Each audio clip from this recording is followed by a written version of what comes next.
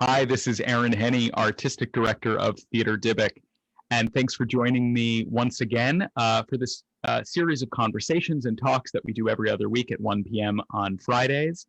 And this week I'm here with my colleague and friend Leslie Gray. So Leslie, thank you for joining me. Welcome. And before we dive in, I just want to frame a little bit of this conversation and what we'll be discussing. So for those who have watched in the past, you know that we really use this as a forum to talk about issues connected to art and the way in which we make theater, and are often in conversation with colleagues and Theater Dybbuk artists who are creating both with us and outside of Theater Dybbuk and making really interesting things in the world and have unique perspectives on the meaning and role of theater making and of artistic production in our world. So Leslie, just to frame for a moment before I kind of ask you to give us the intro a little bit, Leslie is an artist associated with Theater Dybbuk who has worked with us now on 3 shows in production design of a variety of sorts, and is currently working on the 4th with us, and is one of our ensemble associates and members, and is also a theater and visual artist in her own right in a variety of ways, which she'll share about, everything to do from, you know, creating pieces of visual art to puppetry, to working in education, to working with collaborators across the world. So we'll be touching on much of that today. And I just want to say, before I again ask you a question, that our collaboration has really grown over the years. You know, the first show we did together was Exagog, where, you know, you consulted in general on the production design, but really focused on this mask work. And then Lost Tribes, that collaboration grew, and then in the last show really designed the set, and we together really thought of how we create a whole atmosphere where shadows were surrounding the audience 360 degrees. So it's been fun to watch our collaboration evolve and grow over these last 5 years. So Leslie, tell us, this is the biography portion. Tell us a little bit about yourself, about kind of how you came to the work you do, just a little bit of your history that could frame where you come from and why you make the choices you do. I grew up here in Los Angeles. I'm a 2nd generation Los Angeles native. I grew up in South Central, yay. And my mom also grew up in South Central. So we have really strong roots in the community there and Los Angeles itself. So in terms of, multicultural awareness and different things, I've always been interested in the intersections of different people and how different backgrounds sort of influence how we interrelate to each other. And so also, of course, obviously women's issues and different things. I went to, I was like, the neighborhood was Black and then Latino, and also, a few the Asian families that were there, Japanese American families and things. My mom came out of internment camp from World War II, and my father served in the 442nd during the war as well. And they had me, and I ended up going to UCLA, which was awesome. And they had a puppetry department at the time. And so I was able to be involved with puppetry. My very first theater show that I was involved in was in junior high school, and I was a puppeteer in that. So I think puppetry just sort of like found me and grabbed me. But I was always interested in theater and the performance and that kind of the aspect of the live moment, the interaction of a live person on stage going through something that the audience is relating to. I've always just been fascinated by that. That's kind of my background. Thanks. And I still live here. yeah, proudly. That's right. So you mentioned, that first experience in puppetry. So let's go there for a moment in that aspect of your work.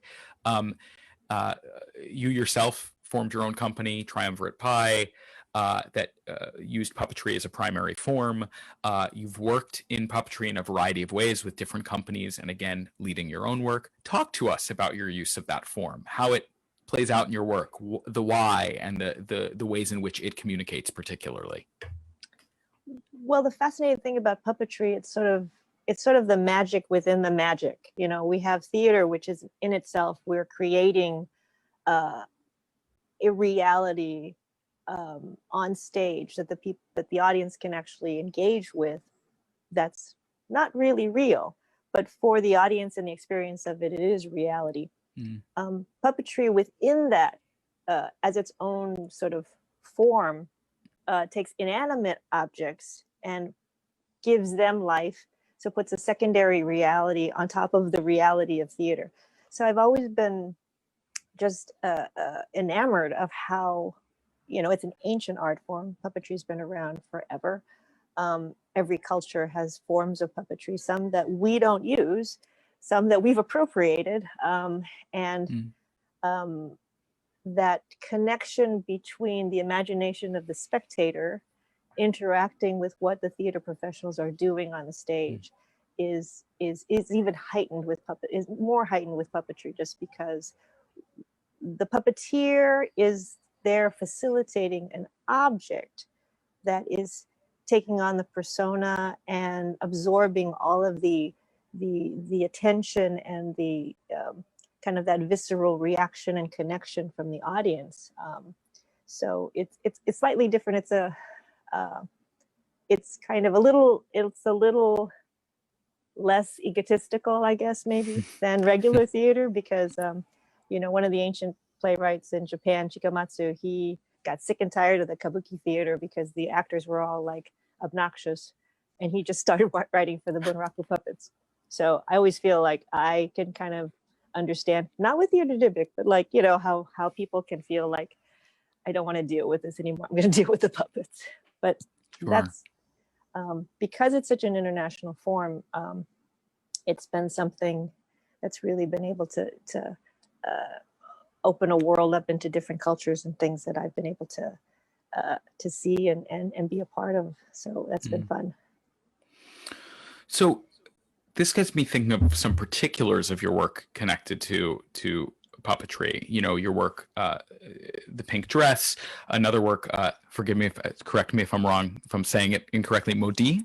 Mm-hmm. All right, the French, and these works touch on issues of history, of questions of equity and justice, of social position. Share with us a little bit about that work and dealing with those kinds of topics, and especially dealing with those topics using the form of puppetry. And again, you've shared a little bit about how the form communicates and the why of it. So just the particulars of the work you've done in those areas. Well, I think I do want to point out that when Triumvirate Pie was first started, we did only actor theater. So we didn't actually start off as a puppetry company. It just evolved sort of, you know, with my experience and stuff. And then when I took over the helm, it just became sort of natural to like kind of venture into that realm. And so one of the shows that we produced was a show called The Pink Dress, which was basically a story that my mother told me from her experience being in internment camp at the age of 12. That time period and those memories and things, you know, especially for people with histories that had to deal directly with injustice and inequity, it seemed that I wanted to present something, and especially because the story was about a young girl, I wanted to make something that was accessible for younger audiences, but about a subject, the Japanese American internment, which is something that they usually save for high school, but really it's something that everybody can understand, because 25% of the people that were interned were under the age of 12.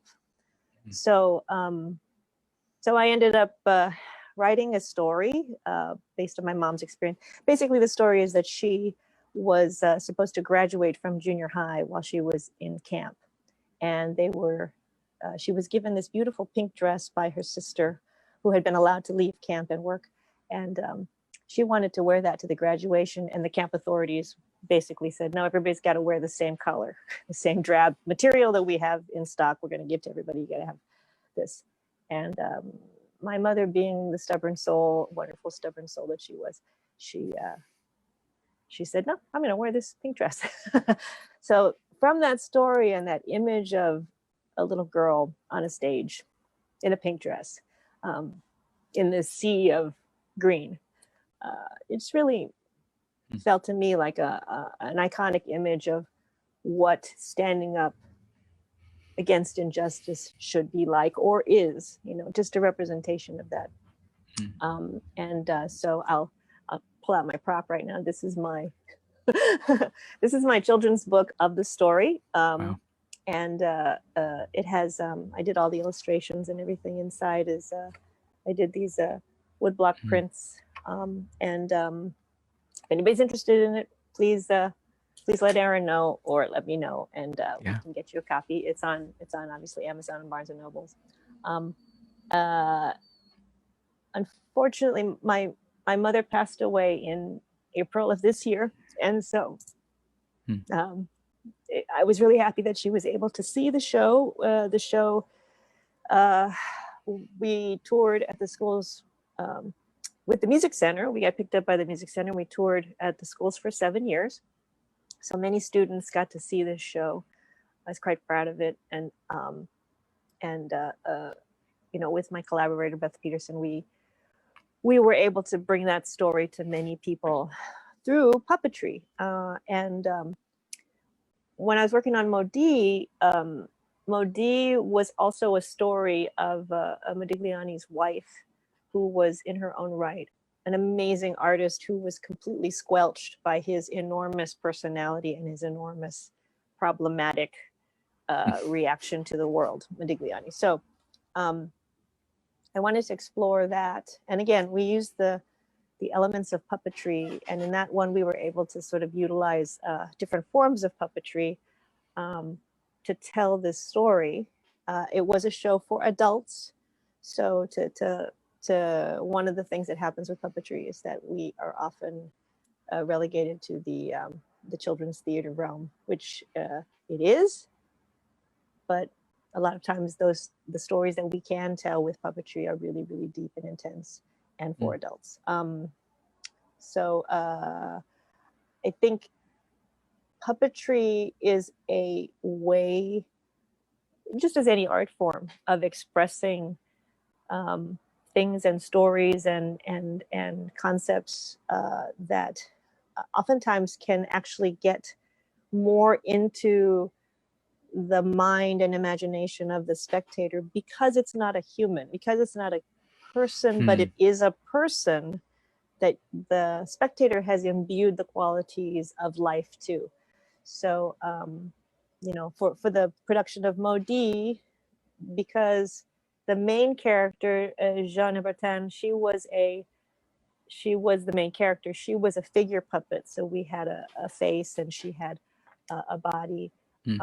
But Modi was sort of this malevolent spirit that was always sort of over her. So he was just a hat. He was just a hat. He was handheld, but he was a hat. He was a shadow hat. You can do interesting things theatrically that you would like to do, and have these sort of like rippling concepts within the show, just based on that kind of imagery that you can do in puppetry that you can't always do with regular live actor theater. So interesting. I think about these intersections between puppetry and visual art, and the ways in which, as you were saying, the representative nature, as opposed to the kind of reality-based nature, even if it's derived from reality, allows us to imprint, allows us to participate as audience members in the making of the fiction. And I find that fascinating, which gets me think. Oh, go ahead. Were you gonna? No, okay. No. Which gets me thinking about your work also as a visual artist. Yes, in the theater, but also outside of the theater, that you are an artist who's shown in galleries and who creates installations and other kinds of visual expressions. And I'd love to just hear a little bit more about that, because it's certainly in conversation with your theatrical work. So tell us a little bit about it. Well, I think I love being able to take a place, like one of the very first productions we did with TriPi was a show I wrote called Reds, Whites, and Blues, which was, it was not a puppetry show, but it was about voyeurism and Asian American women being viewed sort of as, the mysterious geisha and stuff like that, took place in a hotel room. So we were able at the time to sort of utilize a hotel suite at the LA Athletic Club. And we brought people in on a fake tour of the club, and they got to come into the guest room. And we had set up the show so that I set it up so that there were only 10 people in the suite. There was a front room and there was a bedroom. And we did a camera link into the part of the bedroom, and then we fed the TV that was in the front room. So the audience was actually watching the TV to see the interaction of the characters before they got to the hotel room. So they were outside, and then they came into the room. And so the audience was sort of like the voyeur looking at the camera screen. So it was a very interesting show. It was claustrophobic for a reason. I put them in this little tiny room. Yeah, there was a lot of stuff with that. I really enjoy not being sadistic at all, but like I like to manipulate the environment. So we took that and set it up so that it was a hotel room that they could be in and to see all these things.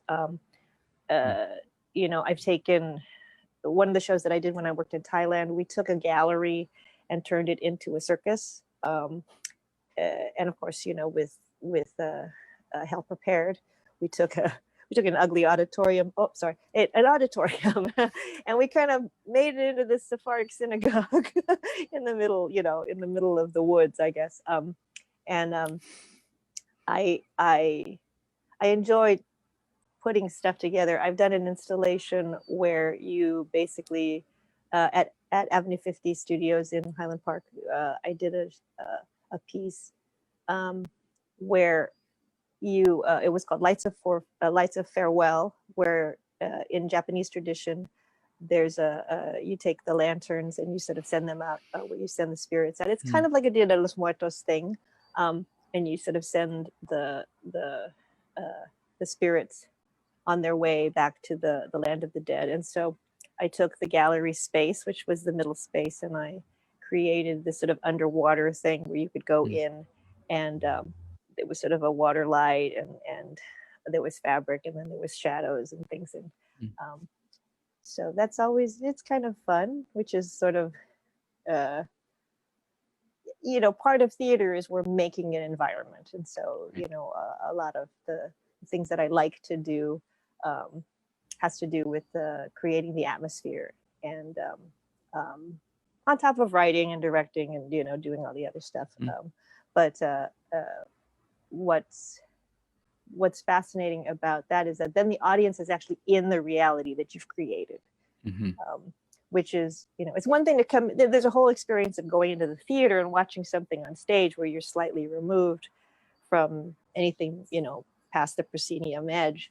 But to be sort of immersed in an experience is really extraordinary for the audience, because they are kind of really captured. they really have to fully engage, because if they try to disengage, they have to really take themselves out of the environment that they're in. So anyway, that's something. that there is a I think we talked about this a few weeks ago, is reflecting on that the more immersive experience of theater means that people are, there's something asked of the audience as opposed to just bearing witness. They are participants in some way, which also is what differentiates it from some other forms where bearing witness. Nothing wrong with that. It's just it's a different expectation. While we're on the subject of creating visual experiences and surrounding experiences. I just want to ask for a moment about the piece of art that's over your shoulder, and that knowing that also, like in Hell Prepared, we had lamps that were created that you know, it was paper cut material. And can you just share with us a little bit about your paper cut work and I may even be using the wrong terminology, but the work that you're doing, which is a form you often work in? Yes. Well, I learned about shadow puppetry back when I was in UCLA in their wonderful puppetry program, and it's an art form that's used a lot in Southeast Asia and in Asia. We didn't use it very much until about, I mean, there were people that were doing it, obviously, but the average person was not as exposed to shadow puppetry until, I mean, even 10 years ago. I mean, I did a show at the Skirball Cultural Center, which was a Hanukkah show. I was commissioned to do a whole 40-minute piece about telling the story of Hanukkah. And I wanted to do it with shadow puppetry. So we did this, it was basically a whole giant screen where we told the whole story in shadows with no talking, with no dialogue. It was all music and shadow images for children. I was told it had to be accessible from the ages of 3 and up. So that's, you know, no blood. Tell the stories, tell the Maccabeus story without any blood. Okay, got it. And it worked great. But I do have to say, back then, that was 2011 when we did that show, and people did not know it was not a video. They looked at the shadow puppetry, and the audience was very not used to seeing that. They didn't quite know what it was. By the time we had started the puppetry festival at the Skirball Cultural Center, and there were more shadow puppets later on, you know, by 2015, people were like, yeah, that's a shadow puppet. I know what that is. But, you know, that's only 10 years ago. People were a little less familiar. Now they are. And again, I'm not saying that everybody didn't know what a shadow puppet was, but it's much more prevalent now. I do a lot of workshops for the community. I'm very happy and pleased to be working with the Center for the Arts Eagle Rock, doing workshops over this pandemic period. So one of the things I do is we're actually doing a lantern workshop next week. So if you get on their website, you can sign up for that. I'm teaching so we do a lot of shadow cutouts and stuff. So this is one of the pieces that I did as a promotional for the lantern workshop. Just, you know, art is such a healing thing oftentimes, or at least just cathartic. And I think we need to make sure that we are engaged in sort of that creative release, especially during this very stressful time. And I was, you know, I teach workshops as a matter of my living, which have now been all shut down. And a lot of the educational things that I would have been doing now had been shut down. We're doing everything on Zoom, like the poor kids in school. So, you know, I'm grateful that we're able to do these workshops at the Center for the Arts Eagle Rock. And I'm, you know, we're finding out all these different things about attention span and Zoom and how we are such social beings that having the sort of the interpersonal connection and that closeness and that touch taken away from us is really makes, you know, it's sort of soul searching, because we realize how important that is. And, you know, we're doing the best that we can on this platform and trying to make it happen. But even in just regular theater, that active interaction between a live person in your midst is so important to the art form and art in itself. I mean, even a gallery show there's art just on the wall or on a pedestal, but it's still the interaction of the audience coming in and being a group and experiencing these things together, which is lost right now.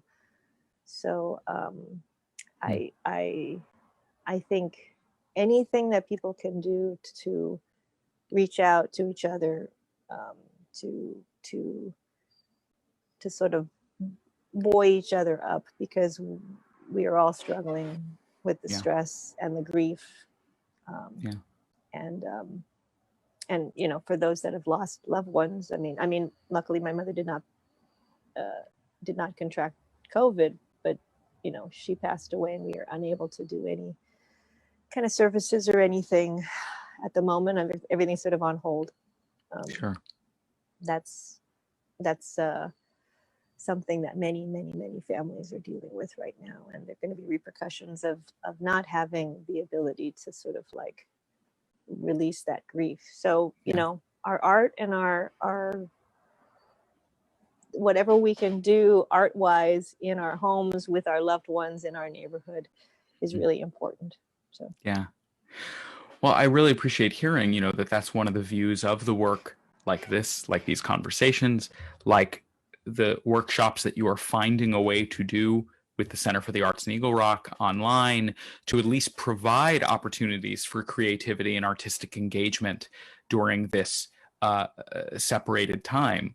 And so that gets me thinking of, just in the last few minutes, a couple more questions. It gets me thinking of, you have a deep history in education. So I want to kind of go there for a minute, because I think it's a really interesting part of your experience, that not only do you have a history in working in education with obviously craft, but also you specifically have training with and have worked with people who are deaf and hard of hearing and special needs students. And so I'd love to just hear a little bit about that experience and how it's informed your work and your way of engaging with people. Well, I think the most impactful thing about working with the deaf community is that, you know, you can, when you step into somebody else's culture through the language, through being there, just as it is in international work, you realize how human all of us are, and the connection that is there is, you know, at the core, we are the same. We experience the same things. We all want to be happy. We all don't want to suffer. We all want things to work out okay. And so working with the deaf community, you understand, because it's not a community that's different than any other community. And myself being Japanese American, also I have this background of being a community. I am a member of something other than the majority. And there are, as with any community, there are things that the group does together.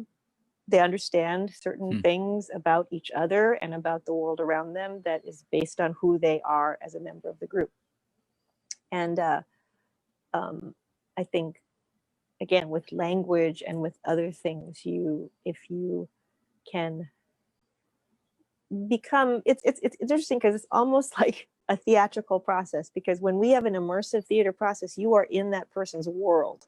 So like with Help Prepared, we took the audience into that, you know, that world of that Sephardic synagogue, of that rabbi. And when I do work with different cultures, and I go, you know, work with artists from different countries, you go as a humble participant in the experiment, the experience, the collaboration. You know, same thing when I work with the deaf community too. You go as a humble human being interacting with other human beings. You know, there's so I feel like when we use those moments to really connect to our own humanity, and how we are really a family of people, no matter where we're from or what our experiences. You know, we have, sure, different ideas and thoughts and things like that, but our reactions, our basic nature is the same. So I feel like in education and in everything, we learn how much we are interconnected Mm. through our shared experiences. And when you are able to open your eyes and understand that other people have different experiences, they are similar to yours, which makes you and them closer related than you think. As opposed to you thinking that everything that's just what I know is best, and what I know is all that there is. You go somewhere else and go, oh, they don't put those things in the refrigerator. They don't do things the exact same way we do. I thought that the way we did it was the only way that people did it. And then you realize, no, because that's not a given. Nothing in your experience is a given. It's something that you've learned and something that your community has created for your culture. Yeah. So that's actually an interesting segue to getting me thinking about your international work, because really touching on different communities, different perceptions of what is usual, what we think is quote unquote normal, when of course in another culture it's completely abnormal. So I'm curious about, you've done some international work and another layer of community engagement. So share with us a little bit about working in international communities and with international groups and what that looks like. Well, so when I worked in South America, I worked in Uruguay, and when I do speak Spanish, so it's slightly different because I actually had the language, so that was very helpful.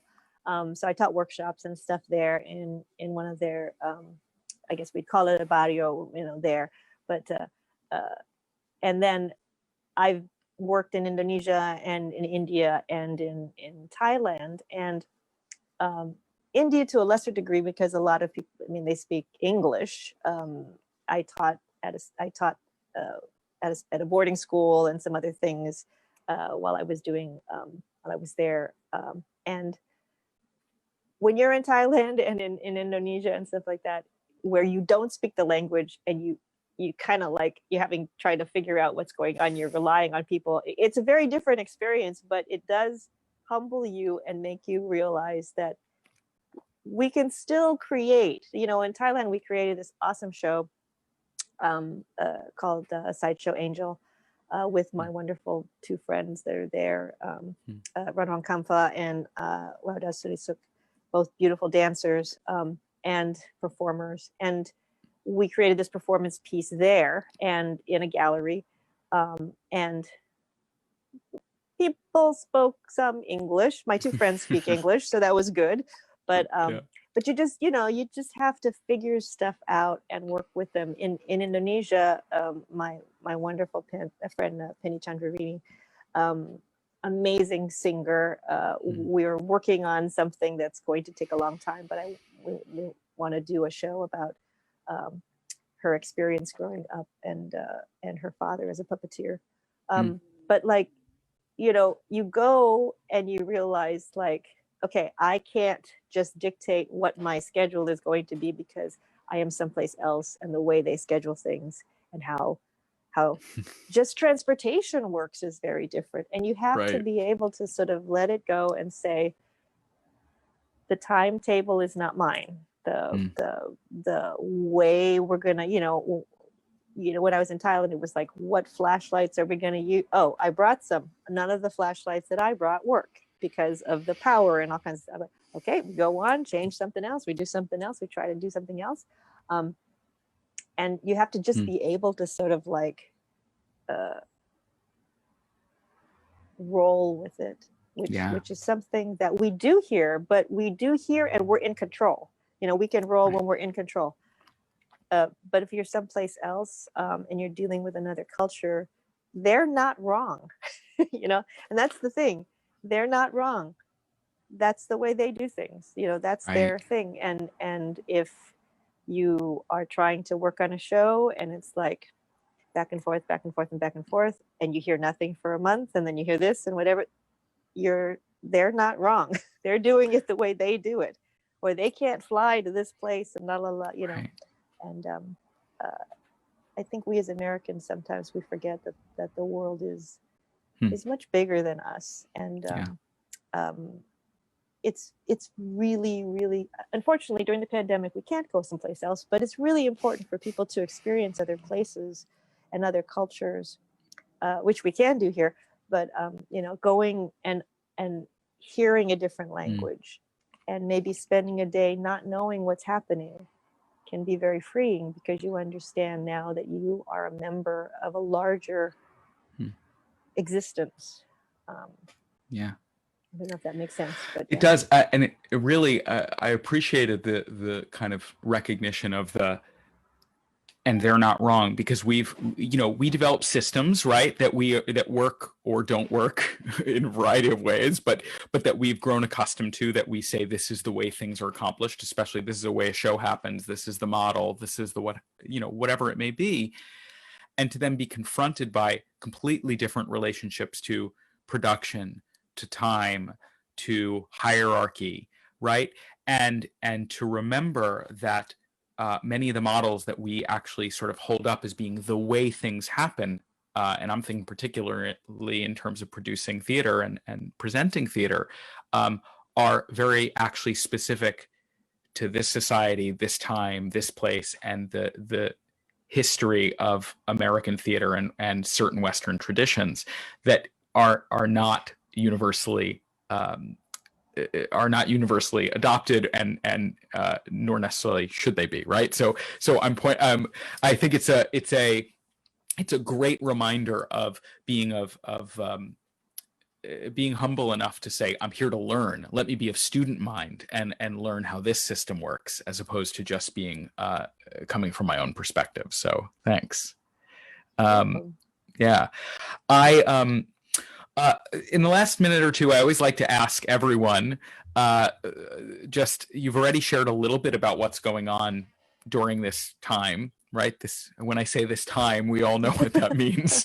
Everything, right? There's the variety of forces at play, both systemically, pandemic, questions of the way in which we are thinking about our problematic structures in our society. I mean, there's all sorts of really important and impactful things going on.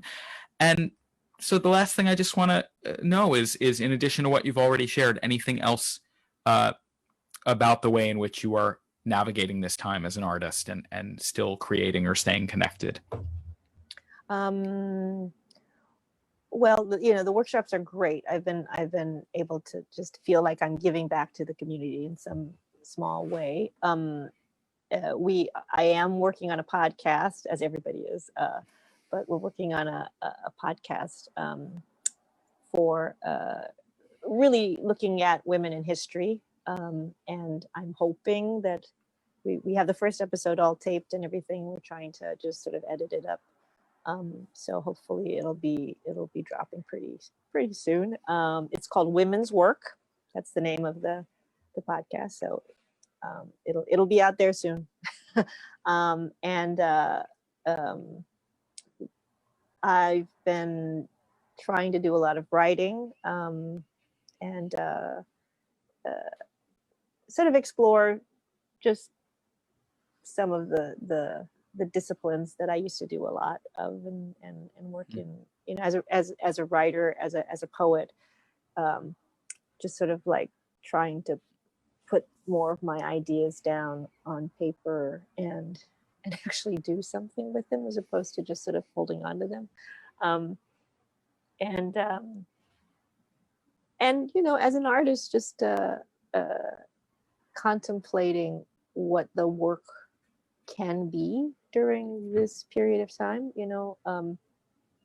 I'm very grateful to the universe for providing us with Zoom as a sort of a bridge, and the technology that we do have to be able to sort of stay connected, FaceTime, all of that stuff is really allowed us to talk to people, to find out how people are, to see them, which is unprecedented. I mean, we couldn't do that 10 years ago. So the fact that everybody has a phone or pretty much has some kind of way of communicating, I can find out how my international friends are, just, click my thing and say, hey, what's going on? Boom, you get a little video and you're okay. So you can see people. You can see that they're doing okay. And but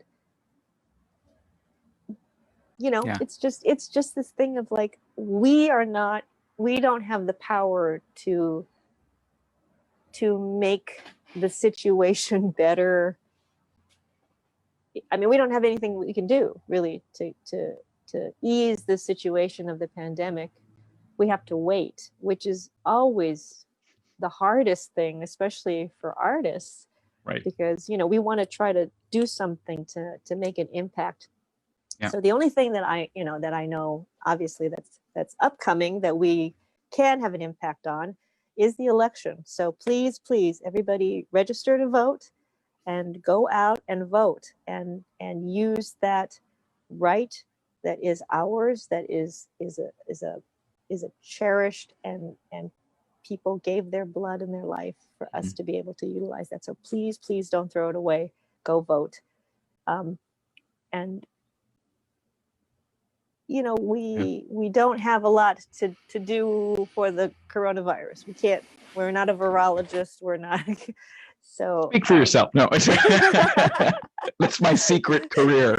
Oh, okay. Yeah. So the next show is going to be all about viruses. Oh, that's right. Okay, cool. But that being said, we can't. We have no other choice than to be patient. Yeah. And I think one of the things that I'm trying to do, which is not good because I'm not that patient, is to look at patience as the lesson, patience as the way of life for right now, and kind of an integral part of how we get through this. Because patience is very difficult. Patience is one of the hardest things to be able to establish in yourself. And so this is a good time to be trying to, if you want to I'm going to work on my biceps or something like that. Well, you can also work on your patience and just, we know that we will get through this. And do your best to help your neighbor get through it too. Well, Leslie, thank you. I appreciate you taking the time today, and I think that's a great place to leave us. The last thing I always like to close out with is now's the shameless self-promotion. After the beautiful words about being there for others, I now want to give you a moment of shameless self-promotion of just in the last, literally minute. Are there any links anywhere somebody should go? You mentioned classes, things. You mentioned your book, which The Pink Dress, which is available on Amazon and other places, other booksellers. Any one or two links in particular people should check out at the moment? Well, if you want to go take some great workshops, like I said, I'm doing a workshop next week with the lanterns, and also the last 2 weeks of up to October, I'm leading a workshop on making masks for Halloween. So if your kids or you yourself want to make some paper mache masks just to have, great, sign up.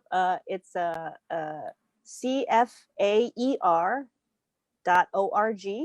That's the website for the Center for the Arts, Eagle Rock. And my workshops are Wednesday evenings at 6:30. You can, if you want to take a look at some of the theater stuff that I've done in the past, the Triumvirate Pie site is www.tri-pi.org. You can obviously look at all the theater dybbuk stuff that we've done together, Aaron and the rest of the crew and I, in the several shows that we've worked on. And I will be sending out, if you want to, the podcast will be dropping eventually, and we can get that to you if you either drop a line to the TriPie site or drop a line to Theater Dybbuk. We can always get that information out to you. I'm trying to think if there's anything else that's out there. No. Great. That is plenty. And given all that is a lot. So, Leslie, thank you. Always a pleasure. Yes. And thanks to those who were with us. be back in 2 weeks for another discussion, and I hope everyone stays as safe and healthy as possible. And Leslie, thanks again, and be well. You're welcome. Thank you so much. All right. Thanks. Good night. Take Bye. care. All right, Bye. bye.